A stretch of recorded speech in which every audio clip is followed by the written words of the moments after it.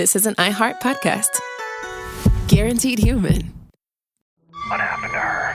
From the studio that brought you Weapons and producers James Wan and Blumhouse. What was our daughter doing in a 3,000-year-old sarcophagus? Comes a terrifying new vision. Katie was meant to stay buried. What really happened to her? She's different. I just want my daughter back. Lee Cronin's The Mummy, only in theaters April 17th. Rated R, under 17, not admitted without parent. Support for the show comes from Public, the investing platform for those who take it seriously. On Public, you can build a multi-asset portfolio of stocks, bonds, options, crypto, and now generated assets, which allow you to turn any idea into an investable index with AI. It all starts with your prompt. From renewable energy companies with high free cash flow to semiconductor suppliers growing revenue over 20% year over year, you can literally type any prompt and put the AI to work. It screens thousands of stocks, builds a one-of-a-kind index, and lets you backtest it against the S&P 500. Then you can invest in a few clicks. Generated assets are like ETFs with infinite possibilities, completely customizable and based on your thesis, not someone else's. Go to public.com/podcast and earn an uncapped 1% bonus when you transfer your portfolio. That's public.com/podcast. Paid for by Public Investing. Brokerage services by Open to the Public Investing Inc. Member FINRA and SIPC. Advisory services by Public Advisors LLC, SEC registered advisor. Generated assets is an interactive analysis tool. Output is for informational purposes only and is not an investment recommendation or advice. Complete disclosures available at public.com/disclosures. You ever wonder how far an EV can take you on one charge? Well, most people drive about 40 miles a day, which means you can do all daily stuff no problem. Go to work, grab the kids at school, get the groceries, and still have enough charge to visit your in-laws in the next county. But they don't need to know that. And the best part, you won't have to buy gas at all. The way forward is electric. Explore EVs that fit your life at electricforall.org. Introducing Home Care Plus, a new subscription service from Lowe's that helps make life easier by giving members a hand with home maintenance. Let Lowe's tackle the tasks you keep meaning to do, like electric dryer vent cleaning, replacing hard-to-reach light bulbs, and more. Subscribe to Home Care Plus for just $99 a year and consider your to-do list done. Members get more at Lowe's. Available in select zip codes only. Cancel anytime. Non-refundable fee. Product purchase required. Terms and service restrictions apply. Details at lowes.com/terms. Subject to change. Body Bags with Joseph Scott Morgan. I spend a lot of time as a college professor focusing in forensics with a specific focus in medical legal death investigation. I spend a lot of time with my undergrad students trying to, introduce them to the world of anatomic analysis. And it's kind of an interesting position to be in, because many kids that I encounter don't necessarily have a grasp on all of the anatomical components. And so it's with that said that I have to break it down very simply. And of course, part of that is skeletal anatomy. I do a whole section, as a matter of fact, on forensic anthropology and clandestine graves. But when we begin to break down the bones of the human form, there's one group in particular that's kind of interesting. Most people think of a skeleton, they might think of the long bones of the arms or of the legs. They might think of the tiny components of the hands and the feet and the ankles. But there's a group that are referred to as the flat bones. And we have them in our pelvis. We have them actually in our head. We got a bunch of them on our sides. They're called ribs. But there's one in particular that is unique among all other flat bones. And that is the sternum. Today, I want to talk about a case from a long, long time ago involving a sternum. A sternum that was actually crushed. And it's only one of the components involved in one of the most brutal homicides that I can remember, that has remained a mystery for 60 years. I'm Joseph Scott Morgan, and this is Body Bags.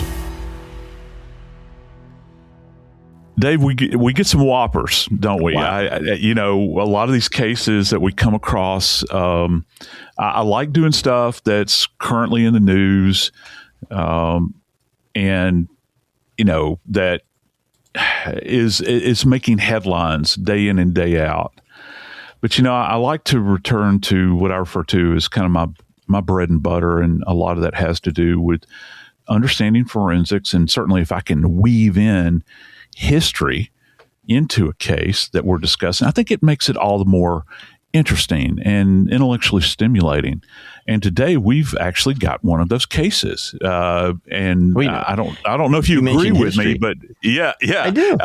You mentioned history, and I'm thinking this is current today. It is history. Yeah. It is history. It's like a case that has literally been brought into our modern context. I'm just really surprised it's not bursting on all of the headlines all across the nation, because it's kind of an exciting event that has happened after many, many years. It is. It's to give you an idea, we're talking about an area in Northern California, just north of San Francisco. That'd be San Rafael, and beautiful area, San Pablo Bay. A lot of people don't even know what that is, but beautiful area, and in 1966, there was a horrific murder that took place. 60-year-old Marjorie Rudolph. She was the wife of a prominent banker in San Rafael, and she was killed in her home. She was home alone. Her husband had actually been in the hospital for a couple of days, and he was in the hospital when this happened. So Marjorie is home alone in the middle of the day, and investigators believe that she allowed her killer into the home. There was no forced entry, no signs of that anyway. So immediately, she opened the door to her killer. And, Joe, you mentioned the severity of the attack, and I'm just going to give you guys kind of the overview because, Joe, I'm as I went through this, I made notes to ask you. I've had broken ribs before. Yeah. And it's tough. They're horrible, man. And I'm only talking, the most I had was 3. Yeah. This is worse. Okay. Let me give you an idea. After letting her killer in her own home, a violent struggle occurs. She is brutally beaten, suffering severe injuries, and then her body was later found in a bathtub filled with water. The scene appeared to be staged like a robbery. Nothing was stolen. And Joe, the investigators found cigarette butts that did not belong to any of the people who lived in the home or came to the home. In the mid-'60s, a lot of adults smoked. A lot of people smoked in the mid-'60s. And that was actually a break in the case. They kept these they were Salem cigarette butts. Yeah. And that was what ended up breaking the case, but not for many years, because this case went cold, Joe. It went ice cold, even though the beating was so severe. It shocked the community, and the community didn't even know how bad it was. The officers kept that pretty close to the vest, man. Oh my God. Yeah. And there's a couple of reasons they would do that. First is you don't want to show your hand relative to what they know about the scene. And Dave, here's something interesting. I think you talked about people smoking. I got an interesting little aside here in just a second, but one of the things, there was a certain level of propriety as well. If you're reading a news account from back then, they're not going to go down a road where they talk specifically about injuries. And I'll just give you a little taste right now. With Marjorie Rudolph, she was beaten so very badly. And I'm glad you mentioned broken ribs and how bad it hurts, because it does. Dave, she had 17 broken ribs. Just good, just try to think about that for a second. What kind of force that would take? Wow, Dave, I have seen head-on collisions with actual 18-wheelers where people are in a regular sedan and might see one or two ribs broken, and that's a tremendous amount of force. And any other, I've had people beaten to death with baseball bats and have not, I don't remember having a case where they're talking about 17 rib fractures. Because, if folks will just take a moment right now and think about the individual elements of the ribs, they start posteriorly. People don't realize when we say chest, they always think your chest is solely relegated anatomically to the front of your body. We actually have a posterior chest. So if you go, from shoulders through shoulder blades and all that. So if you're talking medically, we have a posterior, which is the backside, and an anterior chest. So the ribs, if you think about their point of origin, is immediately adjacent to the spine, right? And then they kind of wrap around, and they're kind of descending as they head to the front. So they're curved, right, and flat. Dave, she hasn't been in a car accident. She hasn't been pushed off of a building. So what this says to me, from a medical legal standpoint, is, Dave, that for every single rib that is fractured, that's a blow. That's a blow. Now, they're saying that one report had said that she sustained 11 blows and wound up with 17 fractured ribs. Now, maybe that's possible if you're kicking somebody, perhaps.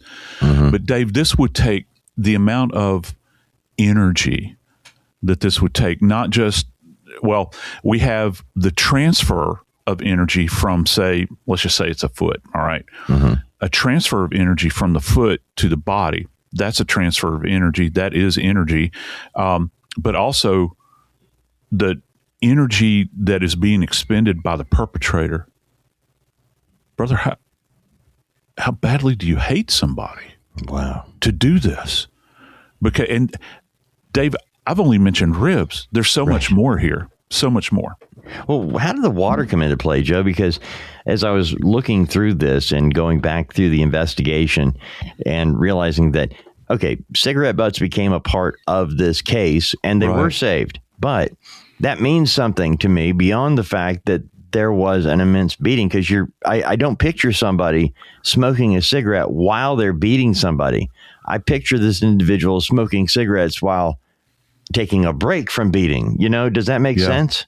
Yeah, it does, because there's, you might see it, you might see it in a movie or something where somebody's, kicking somebody and they've got a cigarette to make them appear menacing, perhaps hanging out of the corner of their mouth. Right. I don't necessarily see that happen. And yeah, it's almost like somebody spent time there afterwards. And I have to think that they did. Yeah. You want to hear a real interesting little nugget about this case? And I think this is going to particularly blow people away when you hear this. She's found in a bathtub that has water in it. This is not, on the surface, this is not a sexual assault case, okay? That's never been alluded to. Through all of the history, the 60 years of history of this is some kind of savage attack. But do you know how time always factors into any kind of death investigation? We talk about it a lot, right? We talk about postmortem interval and all those sorts of things. Dave, in this particular case, when Marjorie was placed into this bathtub, probably deceased at that particular time, when she's placed into this bathtub, she had her wristwatch on. And guess what? The watch had stopped at 7:55.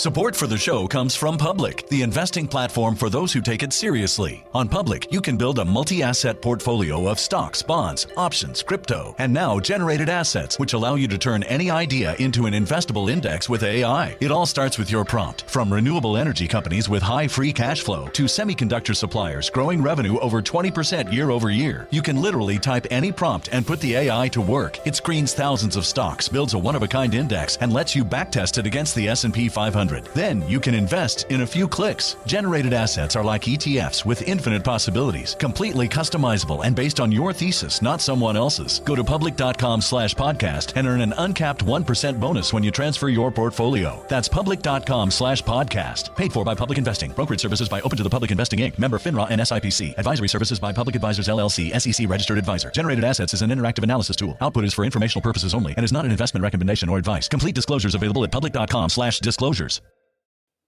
You ever wonder how far an EV can take you on one charge? Well, most people drive about 40 miles a day, which means you can do all daily stuff no problem. Go to work, grab the kids at school, get the groceries, and still have enough charge to visit your in-laws in the next county. But they don't need to know that. And the best part, you won't have to buy gas at all. The way forward is electric. Explore EVs that fit your life at electricforall.org. Ryan Reynolds here from Mint Mobile. I don't know if you knew this, but anyone can get the same premium wireless for $15 a month plan that I've been enjoying. It's not just for celebrities. So do like I did and have one of your assistants switch you to Mint Mobile today. I'm told it's super easy to do at mintmobile.com/switch. Upfront payment of $45 for 3-month plan, equivalent to $15 per month required. Intro rate first 3 months only, then full price plan options available. Taxes and fees extra. See full terms at mintmobile.com. It never happens at a good time. The pipe bursts at midnight. The heater quits on the coldest night. Suddenly, you're overwhelmed. That's when HomeServe is here. For $4.99 a month, you're never alone. Just call their 24/7 hotline and a local pro is on the way. Trusted by millions, HomeServe delivers peace of mind when you need it most. For plans starting at just $4.99 a month, go to HomeServe.com. That's HomeServe.com. Not available everywhere. Most plans range between $4.99 to $11.99 a month your first year. Terms apply on covered repairs.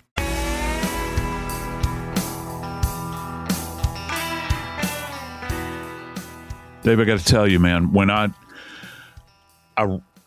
was reading about this case initially, I was thinking, when her husband, Marjorie's husband's name is Leroy, and one of the things I was thinking about was he's not at the house. Okay, now this guy, let me tell you something. This guy is not, he's no small potatoes. Neither is Marjorie. Marjorie kind of descends from a rather wealthy family. That was like one of the earlier settlers. This family, they're like one of the first groups of people to settle this area. All right. So she's got a history here. Her family has history. And Leroy, her husband, was actually an exec with Bank of America.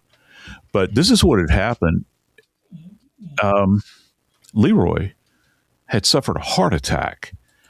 And in addition to that, he had a hernia. Oh, wow. He's in the hospital. For any of you guys that ever had a hernia, yikes. He's in the hospital. And by the way, in 1966, they didn't use laparoscopic surgery back then. Just so. Yeah. Oh, wow. Not that laparoscopic surgery is a walk in the park. However, it's a lot different. It's a completely different world. So he's in the hospital recovering, and she's at home, right? She's at home. I guess he's on the mend. And so that means that she's physically there. I found it very interesting, Dave, that you said that she apparently let this individual into her home. What do you think about that? Well, that's where whenever I look at a cold case like this, of how it goes cold, go back to, well, what did they have? Okay, what did investigators have that was not enough? That's the first place I always go to, because, we've seen many of these where they do a great job. Investigators do a great job, but it just ends because they didn't have the technology we have today in a lot of cases. And in this case, I was thinking, was this a robbery? That first of all, San Rafael is a small area. It's not a big area. It's a wealthy area, but it's not big. So I'm looking back at this and I'm thinking, okay, she's at home alone. Other people probably knew her husband was in the hospital. And when you start dancing around the eggshells here, Marjorie let the person in. There was no sign of forced entry. There's no sign of a window being opened, a screen, and somebody hiding and laying in wait. There's none of that. It appears that she answered the door. That's what it seems. Now, there are no cameras to tell us that. But again, with no sign of other entry, you're left with she opened the door and allowed the devil in. And so I'm going to tell you something. Investigators had a clue as to who it could be. They had an idea as to who it could be. They had a suspect as to who did this. And that suspect, Joe, they had him from the beginning. It was somebody that in their investigation they found did have some type of a negative relationship with Marjorie and or her husband with the bank. So investigators had him from the first day. They had a suspect. Now, I don't know if they got tunnel vision on him or not. I hope not, but they had the right guy in their sights. Thing is that Laurel James Spitzer was their suspect. He's 42 at the time. And the day of, you said 7:05, right? 7:54, okay. I think, is when the watch actually stopped. Yeah. All right, we'll go PM on that, right? Yeah, sure. Because we know this was a daytime attack. And so all we know is that by the next day, Spitzer was out of town. He was gone. Spitzer had lived in the community, and now he's not there anymore. So as they're investigating, starting there with this horrific crime, I cannot even imagine the scene they walked into because the investigation says that it was staged to look like a robbery. Now, Joe, when that happens, when investigators come into a room and you have you've got a dead victim. Oh, yeah. And yet you don't have anybody else there. You just have the scene. Do staged scenes look staged to an experienced investigator?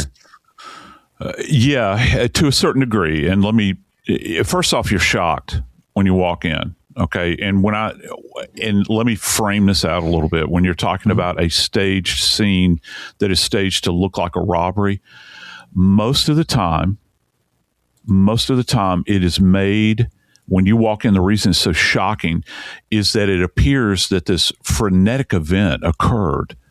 And here's one of the clues. It's almost like they're trying too hard. You know what I'm saying? Yep. It's like they'll bust up furniture. They'll certainly pull drawers out of bureaus and all those sorts of things and dump them out. And you've got like just crap laying all over the place. You know, with a professional thief, they don't operate like that. Okay, now you might have somebody that is, I don't know, looking for drug money or looking for something to score off of real quick so they can go pawn something valuable.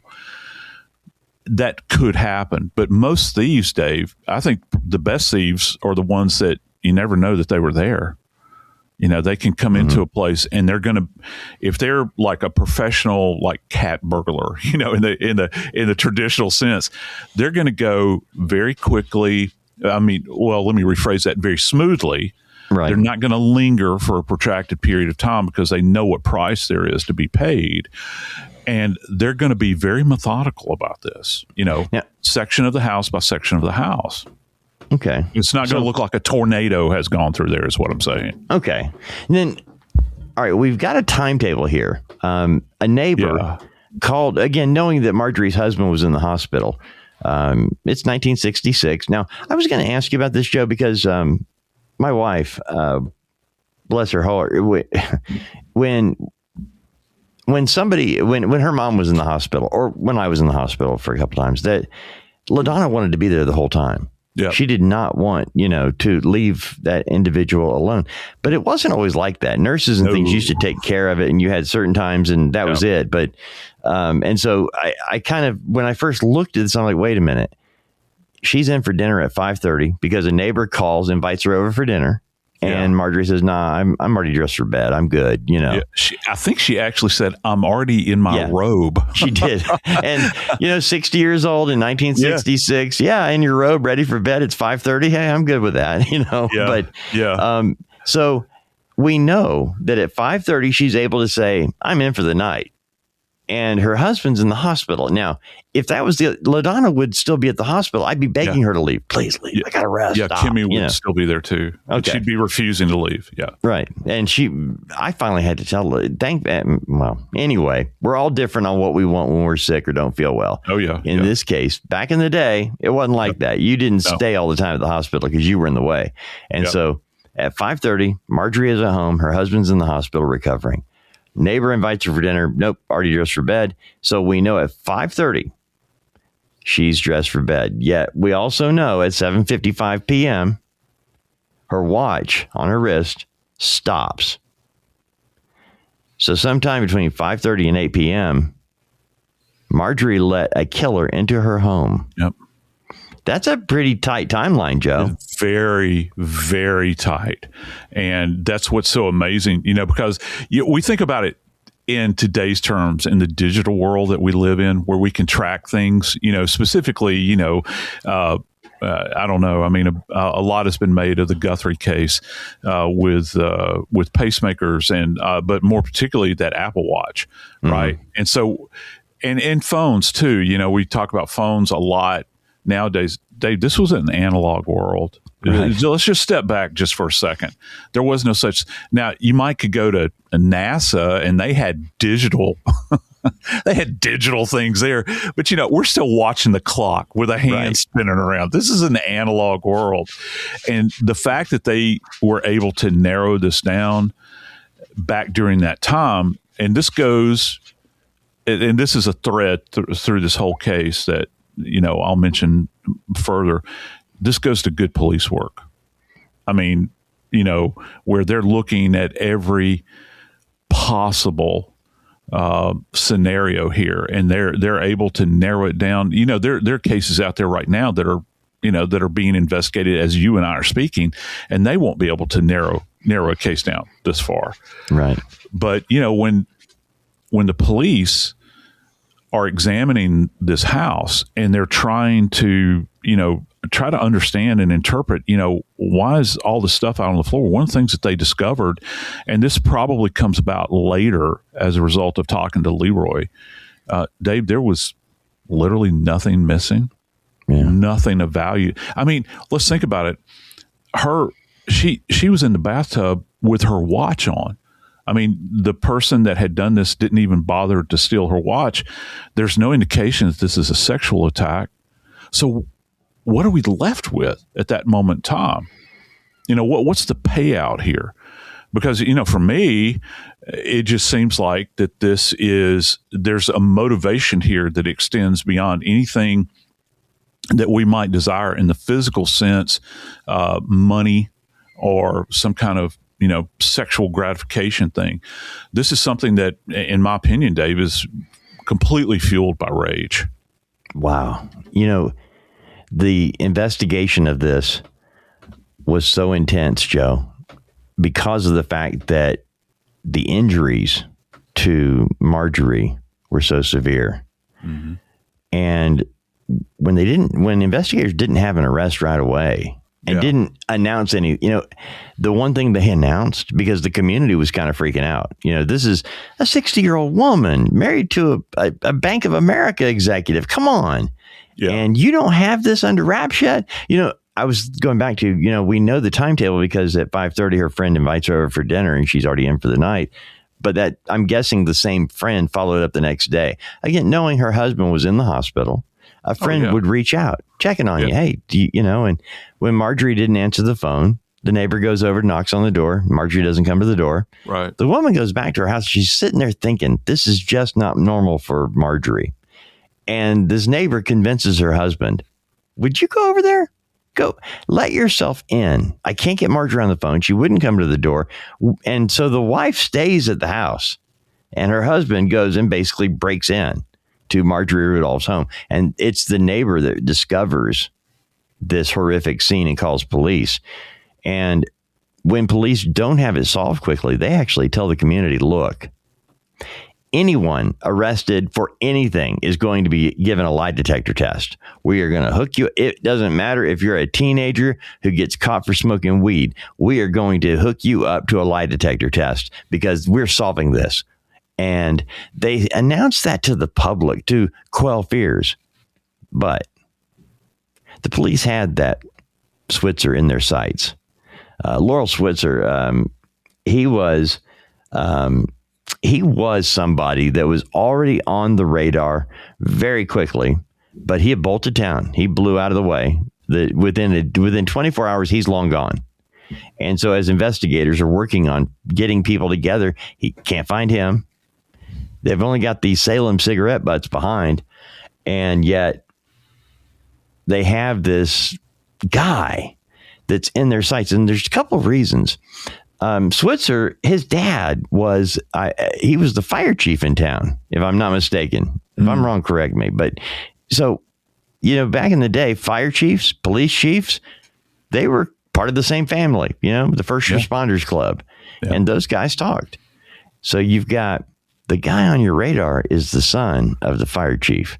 Yeah. And, well, we do know that during World War II, he was in the Air Force, or the Army Air Corps, I guess is what it's called, second lieutenant. Yeah. But when he comes out, I've read a couple articles. I told Joe this before we started. I've seen a couple of mentions that he was a former police officer, the Spitzer guy, but I'm not able to document that. I tried, but he might have been. We'll leave it at that. But at the time that this took place, Spitzer was actually unemployed. At 42 years old, being an unemployed guy, the police said he was depressed. That's how they would label him now, depressed and unemployed. And he's gone. So they're still trying to solve this based on the evidence they have. And they got nothing, Joe. The injuries that Marjorie Rudolph suffered, you said, showed rage. Yes. How would you start that investigation of the circle of people that could be so personally enraged with this individual that you could find a name, that you could find somebody? Well, I mean, given the population, particularly back then, we're not talking about modern California. Mm-hmm. Back then, the circle is going to be small. And the narrowing of suspects would be very, very quick. And you had mentioned, it doesn't matter who you are, you're going to be questioned in this thing. I can tell you this, that based upon her injuries, you're looking at somebody that was probably really powerful. And this is why I say this. You remember how I mentioned the sternum earlier? Yeah. Okay. Well, Dave, her sternum was actually fractured. It's not just the ribs. And one of the conclusions that they had reached in this particular case was that her injuries relative to her ribs and her sternum, they think this may have been a stomping death. Oh, my gosh. And I've actually seen this. I have worked cases like this. I've worked cases involving humans, and I've worked cases involving animals where a subject got stomped to death. One case, it's one of the most horrible cases I've ever worked in my life, involved a very young girl that was stomped to death by a guy after she had been sexually assaulted. Didn't his shoe leave an imprint? Yes, it can. Yeah. In that case, I think that we talked about it, and that was on her head. Oh, now, apparently, I don't know if at the time they were able to document a shoe impression on her body, but here's something else. Not only was this potentially facilitated by a stomping event, they're talking about that there was a heavy pointed object that was also utilized to traumatize her skull. So she's got injuries all over her body, Dave. And I would imagine she's probably got some level of defensive injuries on her arms as well. This scene for these police officers would have given them the impression that there was a monster loose. That's why they warned everybody. They warned everybody back then that the public could be a danger. But I tell you this, the one thing that the killer didn't count on all comes back to what he did afterwards. Perhaps he took out that pack of Salem cigarettes and had a smoke, and in his wake, he left the biggest piece of evidence that would reveal 60 years later who he was.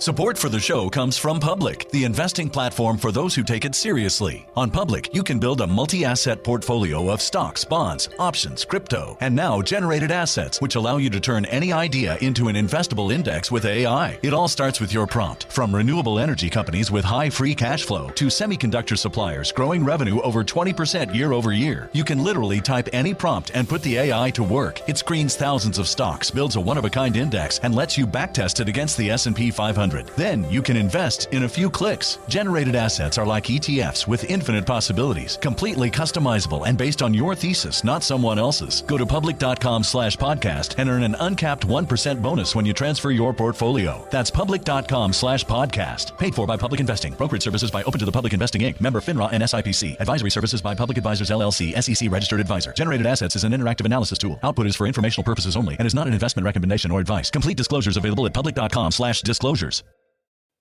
You ever wonder how far an EV can take you on one charge? Well, most people drive about 40 miles a day, which means you can do all daily stuff no problem.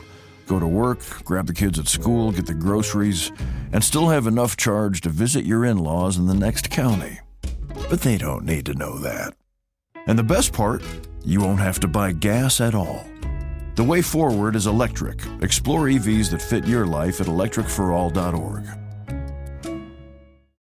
Thank you for calling the Bombas Comfort Line. Bombas make socks, slippers, tees, and underwear made with the highest quality materials. Press 1 for comfort, 2 for style, 3 for donation. You chose style. Bombas has styles for whatever you enjoy. You can run in Bombas, lounge in Bombas, dress them up, dress them down, but always give back in Bombas. Because with every item purchased, another is donated. Bombas, comfort worth calling for. Go to bombas.com/audio and use code AUDIO for 20% off your first purchase. That's BOMBAS.com and use code AUDIO. Now I'd like to introduce you to Meaningful Beauty, the famed skincare brand created by iconic supermodel Cindy Crawford. It's her secret to absolutely gorgeous skin. Meaningful Beauty makes powerful and effective skincare simple, and it's loved by millions of women. It's formulated for all ages and all skin tones and types, and it's designed to work as a complete skincare system, leaving your skin feeling soft, smooth, and nourished. I recommend starting with Cindy's full regimen, which contains all 5 of her best-selling products, including the amazing youth-activating Melon Serum. This next generation serum has the power of melon leaf stem cell technology. It's melon leaf stem cells encapsulated for freshness and released onto the skin to support a visible reduction in the appearance of wrinkles. With thousands of glowing 5-star reviews, why not give it a try? Subscribe today and you can get the amazing Meaningful Beauty system for just $49.95. That includes our introductory 5-piece system, free gifts, free shipping, and a 60-day money-back guarantee. All of that available at meaningfulbeauty.com.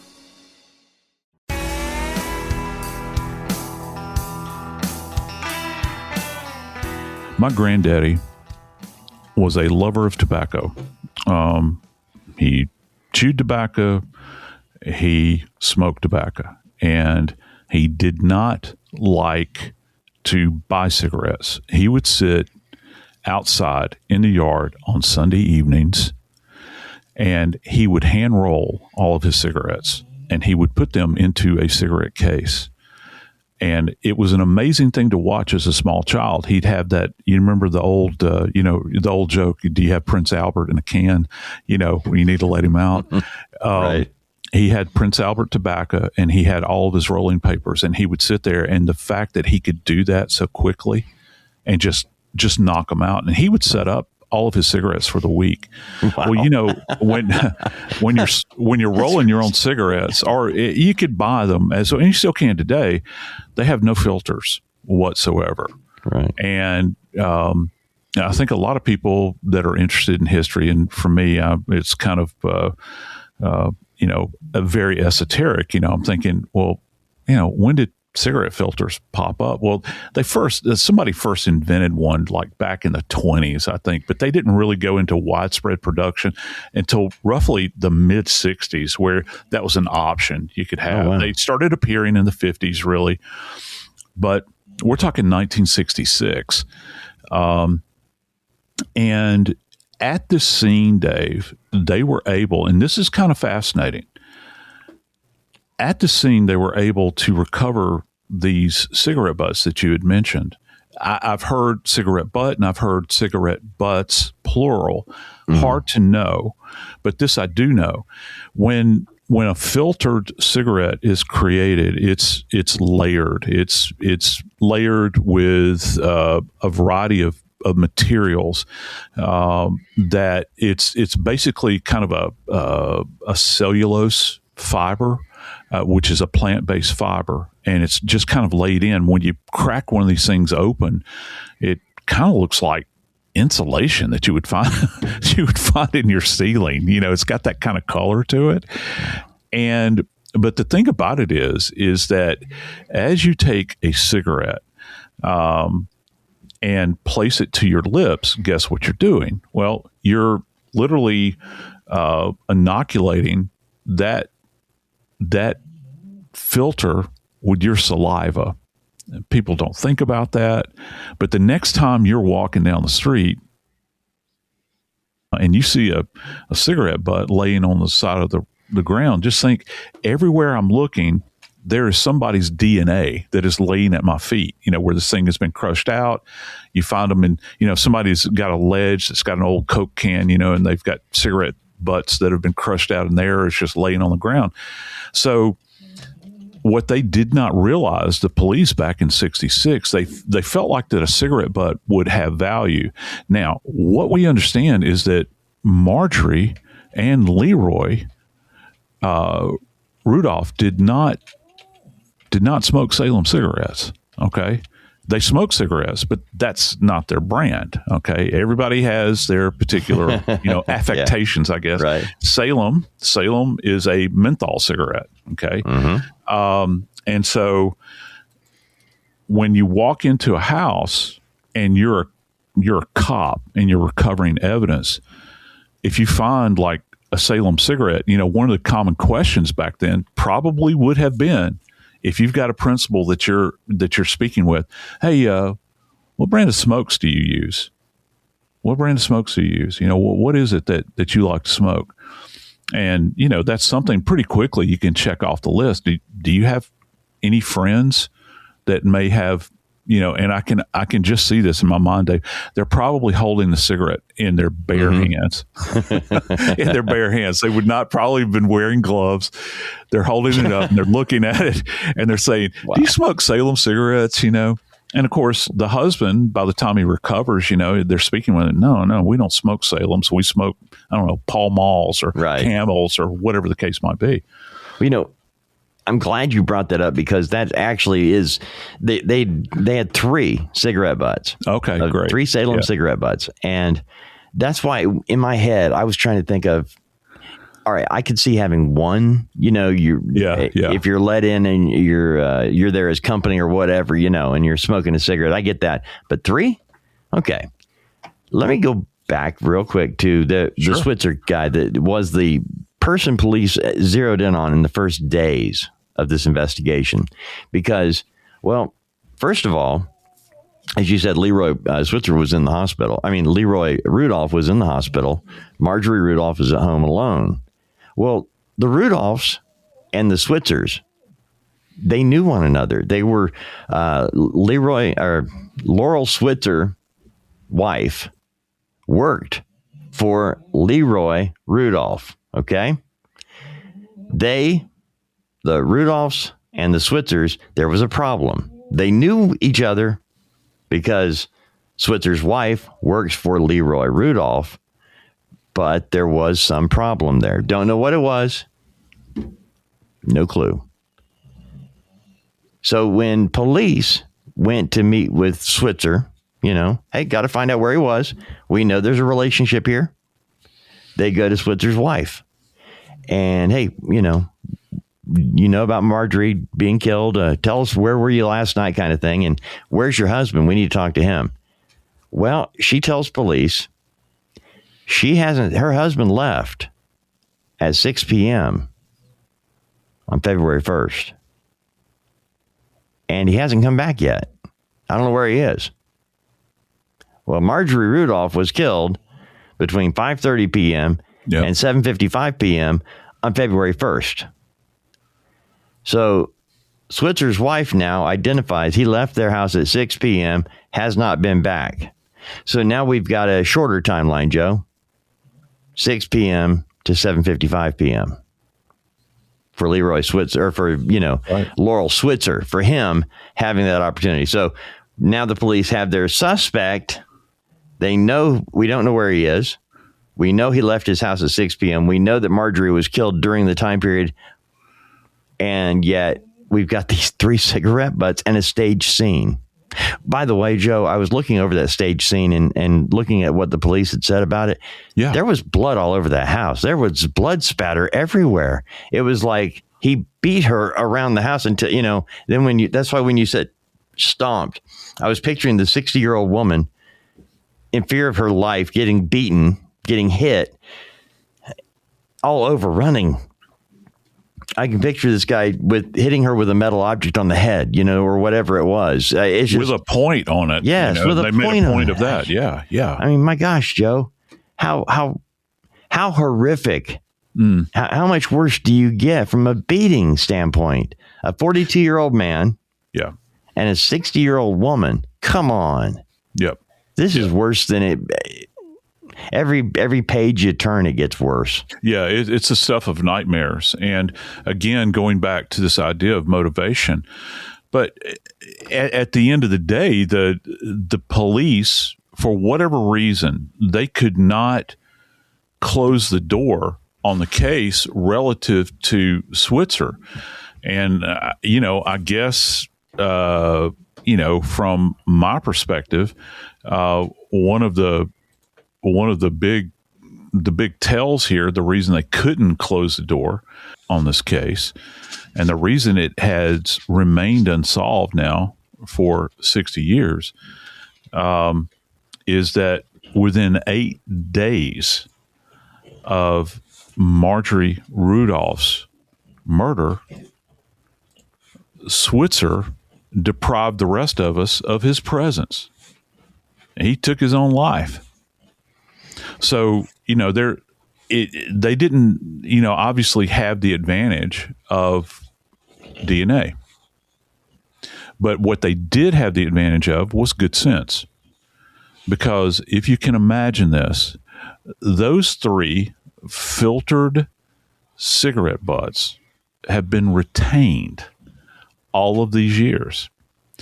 And, a couple of these detectives, and wow, a tip of the cap to these guys. It's rather amazing. They actually have 2 detectives that are retired from this local police department, Harry Barbe and Kevin McDougall. And guess what they do, Dave?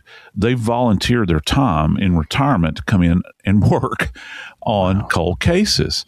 Now, they would have been probably little kids when this happened, more than likely. But yet this thing has stayed on the radar low these many years, and they decided to take this thing up. And can you imagine going back into the evidence room and saying, oh, my ward, we've got this old case from the 60s. Here's some cigarette butts, and they start to review everything they have. This might be our man, because, we don't know. We've got to take these and get them processed. And guess what? They did.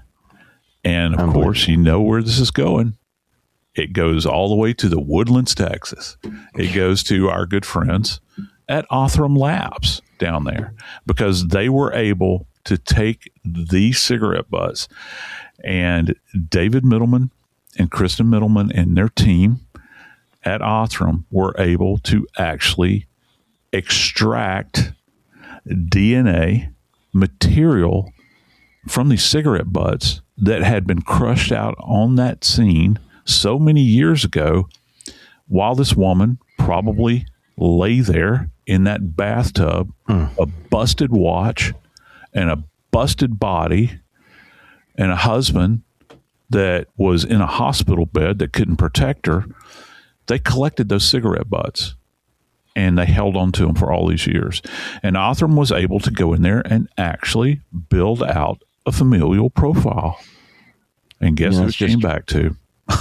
Just remarkable, Joe. It really is. Again, here we are, Resurrection Weekend. And, for me, it's when I see this, and don't get me wrong, I'm not comparing this to the life of Christ or anything, but it's almost, for me, scientifically, like you are resurrecting the dead through their DNA material. You're telling the stories of these people that everybody had lost hope, that anything would have ever been done. The disposition in this case, it was a foregone conclusion that it would never be solved. But here we are, Dave. And how did this finally go down? Laurel James Spitzer, he was 42 at the time of the murder, fled town, went to South Lake Tahoe, killed himself in a hotel outside of Sacramento in 8 days, and so investigators knew they had a clue as to who he was. They had a suspect, but they had no way to tie him to the scene. They didn't have what they needed to shut the door on the case, but they did believe he was the killer. But still, it was an open case, Joe, for 60 years. Yeah. And, you mentioned Barbier, the investigator, these guys volunteering their time even in retirement. It was interesting that he was in the academy, police academy, like 2 years after this murder. And it was still top of mind even then as he was going through the academy. So this case was part of his entire career as a law enforcement guy. Well, I really misspoke because I was just assuming that these guys that picked this thing up were very young, maybe kids when this happened. Yeah. So he's still at this age. He's out there working cold cases. Yeah. Holy smokes. Isn't that crazy? And like I said, it mentioned that he was, and like I said, he went through the academy 2 years after this. So 68, he's in the academy. And this case was being brought up and talked about. And so for him to have this satisfaction 60 years later, being able to, put it to bed and say, yeah, we had the right suspect. We just couldn't prove it back then, but we have proved it now. And so the murderer of Marjorie Rudolph, a 60-year-old woman who was beaten, Barbier actually said his description of what took place, it broke my heart because I was picturing my own grandmother, who was 58 when she passed away, but looked similar to Marjorie. And the description that he gave about her death and what happened to her, it's just, he said this woman was struck with an unknown object on her head that caused a tremendous amount of damage. And then her ribs were all broken as well. It was a brutal homicide. Then she was dragged down a hallway and thrown into a bathtub full of water. That's not the way you should go. There are unsolved cases all over this country, and now there's a tool to help answer those questions that have been left open for so long. And that's courtesy of our friends at Othram. If you have a desire to get involved in the investigation of a cold case, this is the quickest way you can make this happen. If you will go to DNAsolves.com and just check out the webpage. There might be a case in your local area that maybe you could send a few bucks to, and they allow that. They enable that. They facilitate that. They want you to do this because with every nickel that they get, it puts them one step closer to taking data, biological data, and processing it and actually creating a profile of someone. It might be a potential perpetrator, or it might be someone that has gone unidentified for decades. You can assist with this. So go to DNAsolves.com, check it out, and see if there's any way that you can help. I'm Joseph Scott Morgan, and this is Body Bags.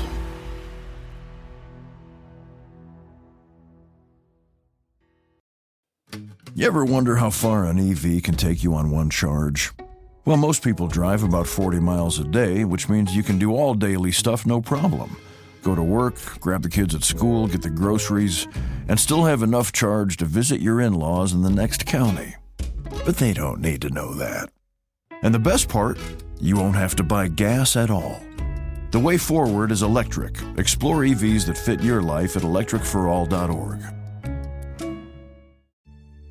It's tax season, and by now, we're all a bit tired of numbers. But here's an important one you need to hear. $16 billion. That's how much money in refunds the IRS flagged for possible identity fraud. But it's not all grim news. LifeLock monitors millions of data points per second and alerts you to threats you could easily miss on your own. If your identity is stolen, they'll fix it. Guaranteed. Save up to 40% your first year. Visit LifeLock.com/iHeart. Terms apply. Here's the truth. You could literally be adored by everyone and then come home and still get completely ignored by your own cat. It's classic cat behavior. But new Sheba Premium Puree is a lickable treat that changes all that. They're protein-rich, made with bone broth, and have the smooth, creamy texture cats go crazy for, especially when it's hand-fed. Yeah, it's more than a treat. It's a fast pass to favorite human status. So feed your cat Sheba and go from totally ignored to truly adored in just 12 days, guaranteed, or your money back. Learn more at Sheba.com. Hear that? That's the sound of your skin silently crying out for hydration.